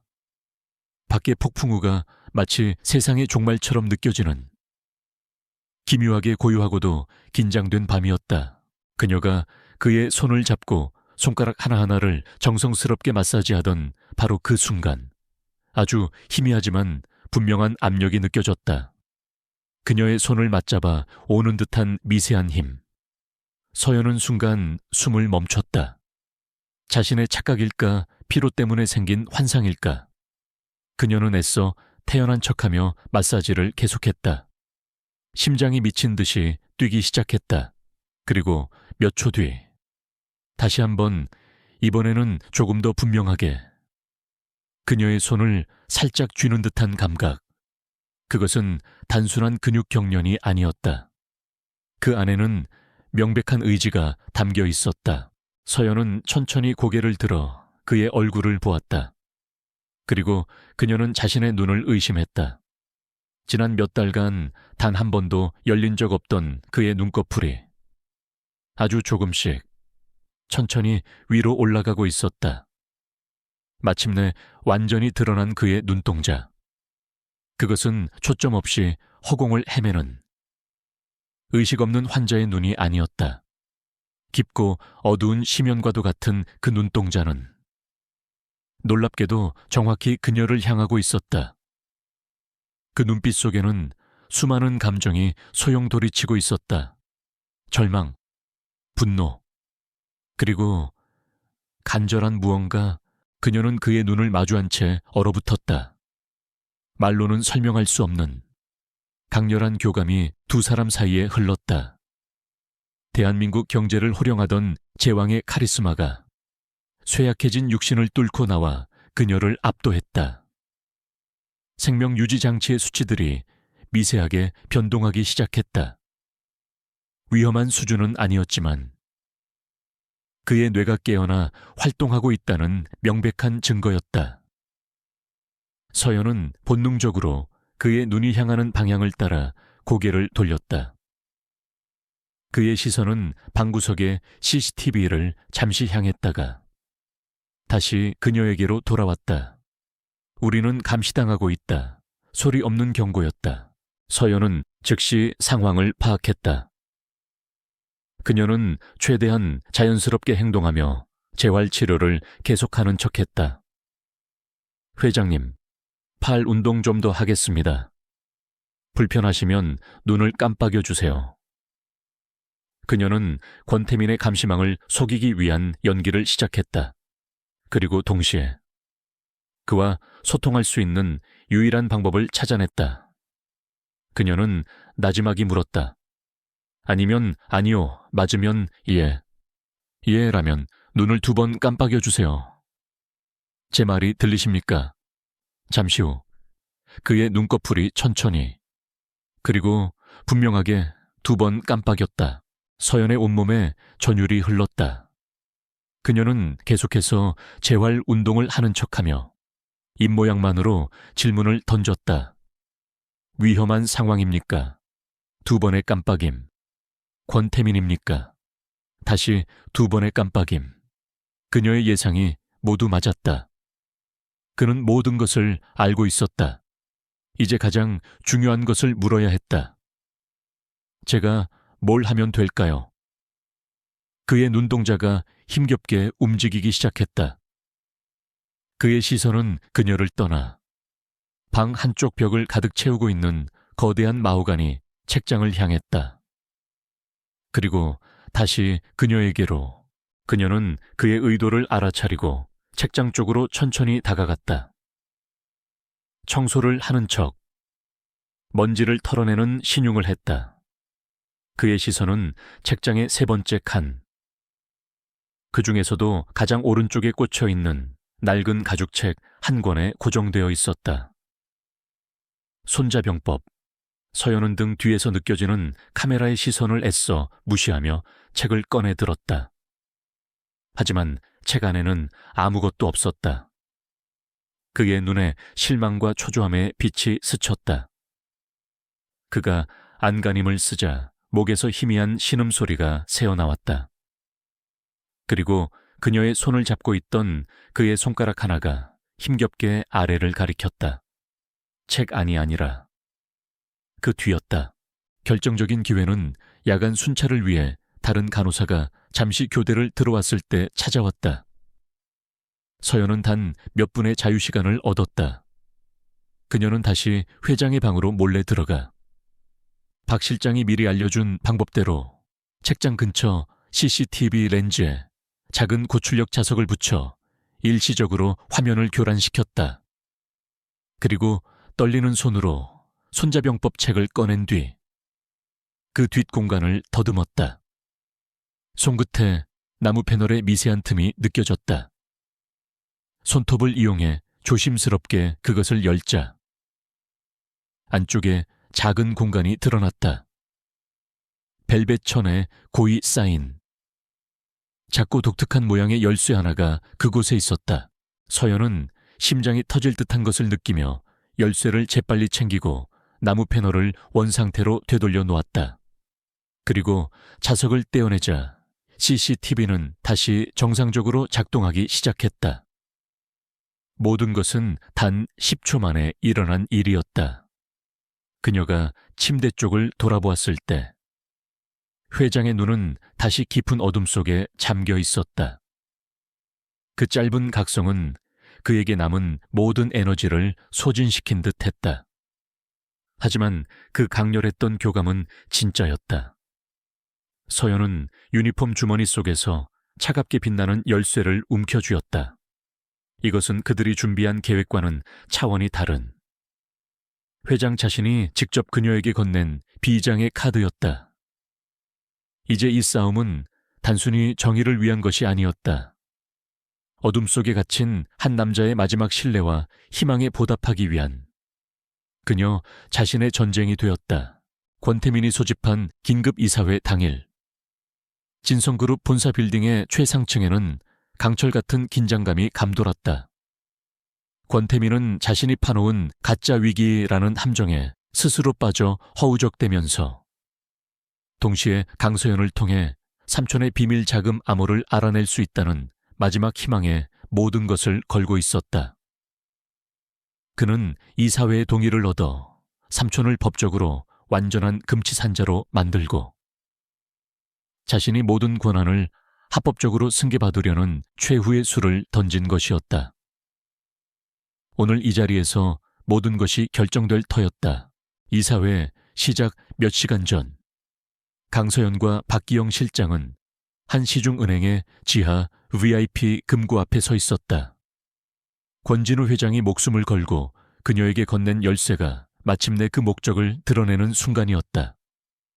묵직한 강철문이 열리고 그들 앞에 놓인 작은 금고 안에는 현금이나 보석이 아닌 작고 평범해 보이는 암호화된 외장, 하드 드라이브 하나와 공중된 법률 서류 한 통이 들어있었다. 박 실장은 준비해온 보안 노트북에 하드 드라이브를 연결했다. 몇 단계의 복잡한 암호를 해독하자 마침내 그 안에 담긴 내용이 화면에 나타났다. 그것은 권진우 회장의 영상 유언장이었다. 사고를 당하기 불과 몇 주 전에 촬영된 영상 속에서 그는 여전히 건강하고 카리스마 넘치는 모습으로 카메라를 정면으로 응시하고 있었다. 그의 목소리는 낮고 힘이 넘쳤다. 이 영상이 공개된다면 나는 아마도 내 의지로 움직일 수 없는 상태일 것이오. 만약 내게 불의의 사고가 생긴다면 그것은 내 조카 권태민의 소행일 가능성이 가장 크다. 나는 최근 그가 회사의 자금을 횡령하고 있다는 사실을 알아냈고 그를 내치기로 결심했기 때문이오. 영상 속 권진우 회장은 권태민의 모든 비리 증거, 즉 자금 세탁 내역과 비밀 장부, 심지어 경쟁사와 내통하는 녹취 파일까지 하드 드라이브에 담아두었음을 밝혔다. 그리고 그는 자신의 진정한 유언을 남겼다. 권태민을 즉시 그룹의 모든 직위에서 해임하고 검찰에 고발할 것, 그리고 자신의 모든 권한은 자신이 깨어날 때까지 충직한 박기영 실장에게 위임한다는 내용이었다. 이것은 단순한 유언이 아니었다. 권태민의 심장을 겨누는 죽은 줄 알았던 사자의 마지막 포효였다. 진성그룹의 이사회 회의실. 거대한 원목 테이블을 둘러싸고 대한민국의 재계를 움직이는 인물들이 저마다 다른 속셈을 감춘 채 앉아 있었다. 테이블 상석에 앉은 권태민은 완벽하게 승리를 자신하고 있었다. 그의 얼굴에는 오랜 수건을 마침내 이루게 된 자의 오만한 미소가 걸려 있었다. 그는 유창한 말솜씨로 삼촌의 비극적인 상태에 대한 거짓된 동정심을 표하며 더 이상 그룹의 미래를 불확실성 속에 방치할 수 없다고 역설했다. 그는 의사들에게서 받아낸 회복 불가능 진단서를 증거로 내밀며 회장의 법적 무능력 선고를 위한 투표를 공식적으로 제안했다. 이사들이 서로 눈치를 보며 손을 들려던 바로 그 순간이었다. 굳게 닫혀있던 회의실의 육중한 문이 양쪽으로 활짝 열렸다. 모든 사람의 시선이 문 쪽으로 쏠렸다. 그곳에는 더 이상 위축되지 않고 꼿꼿하게 허리를 편 박기영 실장이 서 있었다. 그리고 그의 뒤에는 어떤 감정도 읽을 수 없는 차분한 얼굴의 강서연이 있었다. 회의실 안은 순식간에 찬물을 끼얹은 듯 조용해졌다. 권태민의 얼굴이 분노로 붉게 달아올랐다. 지금 이게 무슨 무례한 짓이야. 여긴 아무나 들어오는 곳이 아니야. 경비 당장 이 자들을 끌어내. 박기영 실장은 그의 고함을 완전히 무시한 채 이사들을 향해 당당하게 걸어왔다. 그의 목소리는 낮았지만 회의실 전체를 울릴 만큼 단호했다. 이 회사를 세우신 분의 운명을 결정하는 투표를 하시기 전에 여러분에게는 그분의 목소리를 직접 들을 권리가 있습니다. 경비들이 그들을 막기 위해 다가왔지만 평소 박 실장의 인품을 존경하던 몇몇 원로 이사들이 손을 들어 그들을 제지했다. 그 짧은 순간 박 실장은 자신의 노트북을 회의실의 대형 스크린에 연결했다. 권태민이 미쳐 막을 틈도 없이 화면에는 건강한 모습의 권진우 회장이 나타났다. 이 영상이 공개된다면 영상 속 권 회장의 목소리가 스피커를 통해 장엄하게 울려 퍼지자 회의실은 충격과 경악으로 술렁이기 시작했다. 권태민은 얼굴이 새하얗게 질린 채 거짓말 조작이야, 딥페이크라고 소리쳤지만 그의 외침은 영상 속에서 이어지는 생생한 증거와 폭로 앞에 공허한 메아리가 될 뿐이었다. 영상이 끝나자 이번에는 강서연이 한 걸음 앞으로 나섰다. 그녀의 목소리는 차분했지만 강한 설득력을 담고 있었다. 이 영상은 회장님께서 사고를 당하시기 전에 촬영된 것입니다. 하지만 저는 오늘 회장님의 의지가 변치 않았음을 증언하기 위해 이 자리에 섰습니다. 그녀는 자신이 겪었던 모든 일들을, 즉 의심스러웠던 첫날의 발작, 그가 필사적으로 보냈던 미세한 신호들, 그리고 응급실에서 자행되었던 살인 미수의 정황까지 모든 것을 논리정연하게 폭로했다. 마지막으로 그녀는 회장과의 기적적인 소통을 통해 이 증거를 찾게 되었음을 증언했다. 이어서 박 실장이 하드 드라이브에 담겨있던 권태민의 횡령과 배임에 대한 모든 금융 자료를 스크린에 띄웠다. 그것은 더 이상 변명할 수 없는 완벽한 범죄의 기록이었다. 모든 것이 밝혀지자 권태민은 완전히 이성을 잃었다. 궁지에 몰린 그는 야수처럼 돌변하여 강서연에게 달려들었다. 내년이 감히 모든 것을 망쳐. 하지만 그의 주먹이 그녀에게 닿기 전에 상황이 역전되었음을 파악한 경비들과 이사들에게 제압당했다. 그의 마지막 발악은 자신의 유죄를 인정하는 꼴이 되고 말았다. 바로 그때 박 실장의 사전 연락을 받고 대기하고 있던 검찰 수사관들이 회의실로 들이닥쳤다. 그들은 발버둥치며 저주를 퍼붓는 권태민의 양팔에 수갑을 채웠다. 회의실 안은 아수라장이 되었다. 권태민이 끌려나간 자리는 공허했고 이사들은 자신들의 안위를 걱정하며 웅성거렸다. 그 혼란의 한가운데 강서연과 박기영 실장은 나란히 서서 스크린 위에 멈춰있는 권진우 회장의 얼굴을 바라보았다. 길고 외로운 싸움은 끝났다. 엄청난 위험과 용기로 맞바꾼 정의가 마침내 그 모습을 드러낸 순간이었다. 권태민과 그 일당이 수갑을 찬 채 이사회 회의실에서 끌려나간 순간 진성그룹을 둘러싼 거대한 폭풍이 비로소 그 정점을 찍었다. 대한민국 재계는 발칵 뒤집혔다. 총수일가의 추악한 암투와 살인 미수라는 충격적인 진실은 연일 언론의 헤드라인을 장식했다. 그룹의 주가는 일시적으로 바닥을 모르고 추락했지만 대중의 분노는 오래가지 않았다. 진실이 밝혀지자 위기 속에서 회사를 지켜낸 박기영 실장과 미스터리한 간호사 강서연에 대한 관심과 응원이 쏟아지기 시작했다. 박기영 실장은 권진우 회장의 영상 유언에 따라 즉시 회장 직무대행으로 취임했다. 그는 권태민이 심어놓은 부패한 세력들을 하나씩 척결해 나갔다. 이사회는 이제 그의 모든 결정에 전적으로 협력했다.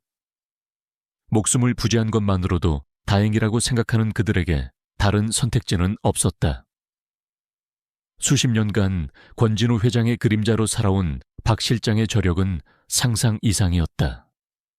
그는 조용하지만 무서운 속도로 그룹을 정상화시켜 나갔다.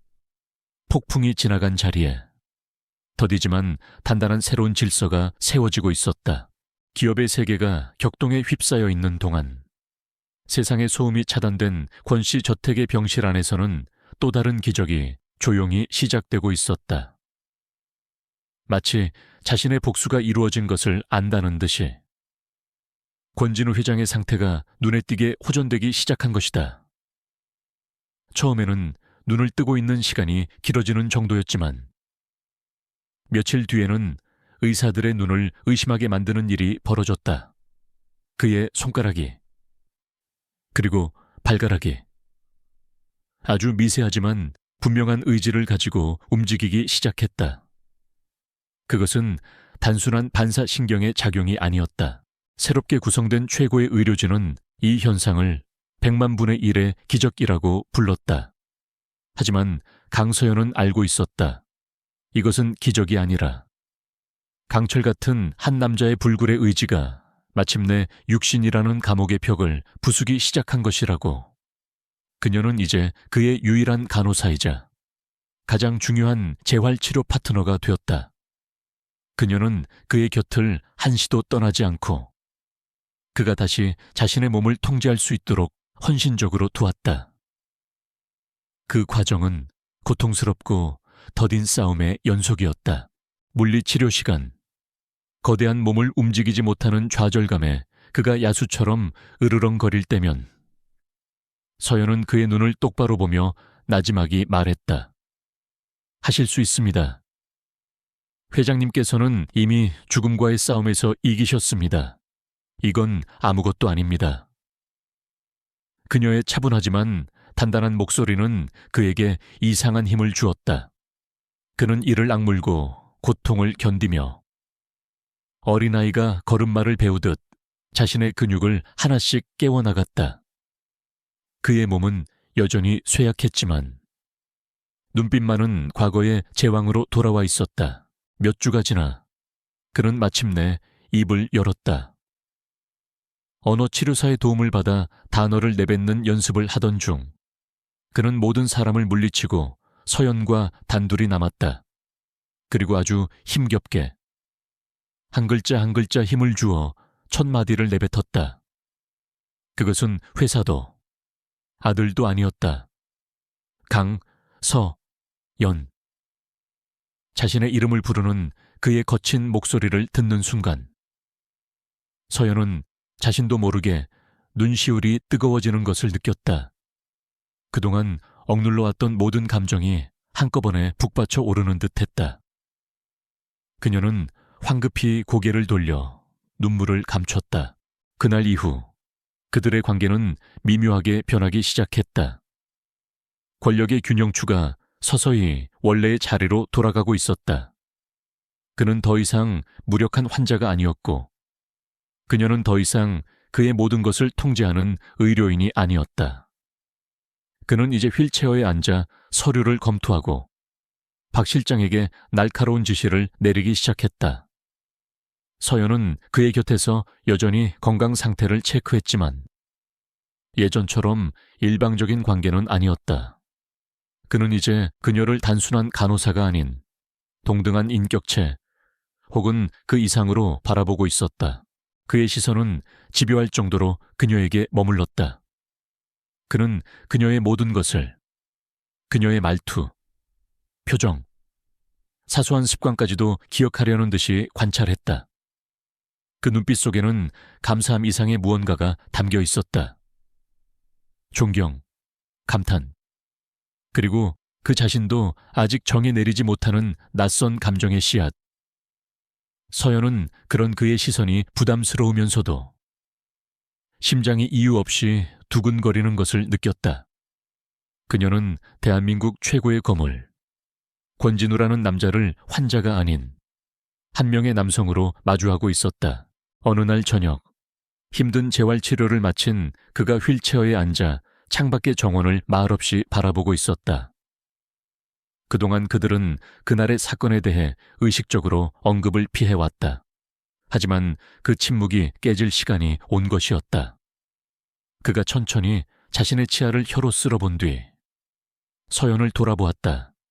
그리고 그녀의 아래십술에 남은 희미한 흉터를 가만히 응시하며 아직은 어눌하지만 분명한 목소리로 물었다. 아팠나? 단 한마디였지만 그 안에는 수만 가지의 감정과 질문이 담겨 있었다. 그 질문은 굳게 닫혀있던 판도라의 상자를 연 것과 같았다. 서연은 마침내 그날 자신이 느꼈던 모든 감정들을, 그 충격과 혼란, 그리고 알 수 없는 두려움에 대해 솔직하게 털어놓았다. 그는 그녀의 이야기가 끝날 때까지 아무 말 없이 듣고만 있었다. 그리고 마침내 입을 열었다. 미안했어. 그건 내가 할 수 있는 유일한 발악이었어. 아무것도 할 수 없는 암흑 속에서 나를 사람으로 봐주는 유일한 존재에게 어떻게든 흔적이라도 남기고 싶었소. 그의 고백은 그 어떤 사과보다도 진솔하게 서연의 마음에 와닿았다. 그들의 관계를 낳았던 바로 그 폭력적이고 기이했던 첫 만남이 비로소 서로에 대한 완전한 이해 속에서 치유되는 순간이었다. 위기 속에서 태어났던 신뢰 관계는 이제 새로운 국면을 맞이하고 있었다.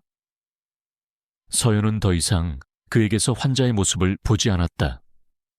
그리고 그 역시 그녀에게서 더 이상 간호사의 모습만을 보지 않았다. 폭풍우는 완전히 멎었다. 폐허가 된 자리에는 새로운 생명이 싹트고 있었다. 하지만 그 생명이 앞으로 어떤 모습으로 자라날지는 아직 아무도 알 수 없었다. 그로부터 몇 달의 시간이 흘렀다. 계절이 바뀌고 권씨 저택을 감싸던 음울한 겨울의 공기는 어느덧 따스한 봄의 햇살에 자리를 내주었다. 세상은 빠르게 변했다. 구속된 권태민은 자신의 모든 혐의를 인정했고 진성그룹은 권진우 회장의 강력한 리더십 아래 기적처럼 빠르게 안정을 되찾았다. 그는 더 이상 지팡이나 휠체어에 의지하지 않았다. 약간의 불편함이 남아있었지만 그의 눈빛과 목소리는 과거의 위험을 완벽하게 되찾은 후였다. 그는 자신을 배신했던 이들을 가차없이 숙청했고 동시에 자신에게 충성을 바쳤던 이들을 파격적으로 등용하며 그룹의 체질을 완전히 바꾸어 놓았다. 강서연의 공식적인 간호계약은 2달 전에 끝났다. 그녀는 더 이상 간호사 유니폼을 입지 않았다. 하지만 그녀는 저택을 떠나지 않았다. 그녀의 역할은 애매했다. 그녀는 공식적으로는 아무런 직책도 없었지만 저택에 그 누구도, 심지어 그룹의 최고 임원들조차도 그녀를 함부로 대하지 못했다. 그녀는 권진우 회장의 가장 가까운 곳에서 그의 건강을 살피고 때로는 중요한 사안에 대해 조언을 건네는 비밀스러운 최측근과도 같은 존재였다. 모두가 그녀와 회장의 특별한 관계를 짐작했지만 아무도 감히 그에 대해 입을 열지는 못했다. 서연 자신도 이 어색한 관계의 끝이 어디일지 알 수 없었다. 그녀는 수없이 떠날 생각을 했다. 원래의 삶으로 돌아가 다시 평범한 간호 전문가로서의 경력을 이어가고 싶었다. 하지만 차마 발걸음이 떨어지지 않았다. 지난 몇 달간 겪었던 지옥 같았던 시간들은 그녀를 완전히 다른 사람으로 바꾸어 놓았다. 그녀는 이제 단순히 환자를 돌보는 것만으로는 만족할 수 없는 더 큰 세상과 부딪혀 싸우고 승리하는 법을 알아버린 사람이 되어 있었다. 그리고 무엇보다 권진우라는 남자의 곁을 떠나는 것을 상상할 수 없게 되어버렸다. 마침내 그가 먼저 그들의 관계에 대한 침묵을 깼다. 어느 화창한 오후, 그는 자신의 개인 서재로 서연을 불렀다. 서재는 그가 가장 좋아하는 공간이었고 가장 중요한 결정을 내리는 곳이기도 했다. 그는 창가에 서서 서울의 정형을 내려다보고 있었다. 그의 등은 태산처럼 넓고 단단해 보였다. 그는 서연이 들어서는 것을 보고는 부드러운 미소와 함께 그녀를 맞았다. 강 선생, 아니, 이제는 서연 씨라고 부르는 게 맞겠지. 그의 목소리는 이제 완전히 예전의 힘을 되찾아 있었다. 그는 그녀에게 다가와 작은 상자 하나를 내밀었다. 그 안에는 진성그룹이 새롭게 설립하는 공익의료재단의 이사장 임명장이 들어있었다. 이건 서연 씨를 위한 자리요. 당신의 능력과 지혜, 그리고 따뜻한 마음을 가장 잘 발휘할 수 있는 곳일 거요. 단순히 내가 주는 보답이라고 생각하지 말아주시오. 이건 진성그룹에, 그리고 내게 당신이 꼭 필요하기 때문에 하는 제안이오. 그의 제안은 파격적이었다. 그것은 그녀를 단순히 자신의 곁에 두기 위한 명분이 아니라 그녀의 능력을 진심으로 인정하고 존중하는 자의 제안이었다. 서연은 잠시 임명장을 내려다보았다. 그녀의 마음속에서 마지막 갈등이 휘몰아쳤다.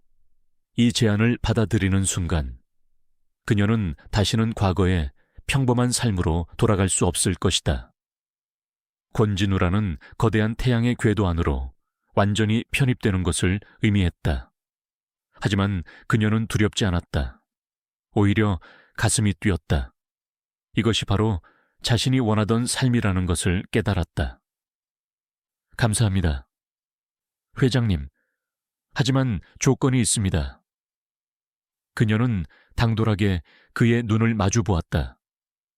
더 이상 저를 서연 씨가 아니라 그냥 서연이라고 불러주세요. 그녀의 대담한 대답에 그의 눈의 놀라움과 함께 깊은 만족감의 미소가 번졌다. 그는 그녀가 자신의 그늘에 숨는 나약한 여자가 아니라 자신과 동등하게 마주 설 수 있는 파트너가 되기를 원했던 것이다.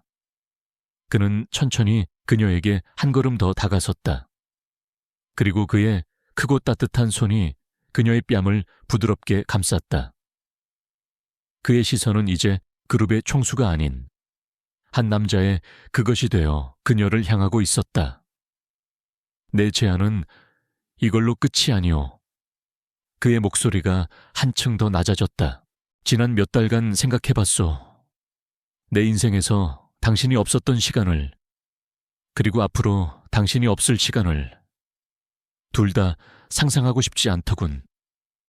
그러니 내 곁에 있어 주시오. 서연, 진성그룹을 위해서가 아니라 나를 위해서. 그것은 화려한 고백은 아니었지만 한 남자가 할 수 있는 가장 진솔하고 절박한 부탁이었다. 그는 세상을 다 가졌지만 결국 그녀 없이는 아무것도 완성될 수 없음을 인정하고 있었다. 서연의 눈에 조용히 눈물이 고였다. 이것이 그녀가 기다려온 대답이었다. 그는 엄지손가락으로 그녀의 아래 십술에 남은 희미한 흉터를 부드럽게 쓸었다. 모든 비극과 기적의 시작점이었던 바로 그 상처. 이 흉터가 모든 것의 시작이었군. 그의 말에 서연은 마침내 환한 미소를 지었다. 눈물로 얼룩졌지만 세상에서 가장 행복한 미소였다. 충격적인 시작이었죠. 하지만 결코 나쁜 시작은 아니었던 것 같네요. 그녀의 대답에 그는 더 이상 참지 못하고 천천히 고개를 숙였다. 그들의 입술이 마침내 처음으로 서로의 완전한 동의에 부드럽게 포개졌다. 폭풍우 같았던 만남이 비로소 따뜻한 약속으로 완성되는 순간이었다. 창밖으로 쏟아지는 눈부신 봄 햇살이 새로운 시작을 맞이한 두 사람을 축복하는 듯했다.